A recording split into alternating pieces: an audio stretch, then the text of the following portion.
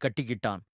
தன்னோட கட்டை விரலை மேசை மேல வச்சு அழுத்தி, கை கால வச்சு ஜோர் பண்ணி, உடனே கட்டை விரலை இடம் மாத்திட்டான்.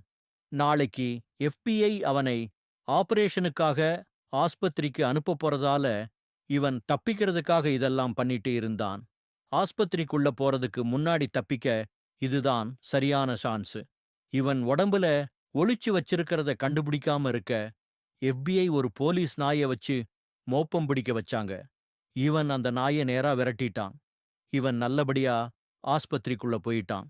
அந்த ஆள F5 ஆஸ்பத்திரி டேபிள்ல கட்டி போட்டுட்டாங்க.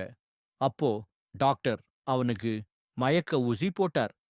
உடனே அந்த ஆள் தன்னோட சாப்பாட்டு குழாயில ஒளிச்சு வச்சிருந்த மருந்து பாட்டிலை வாய்க்குள்ள இழுத்து பல்லால கடிச்சு உடைச்சு அதிலிருந்த மருந்தை குடிச்சிட்டான்.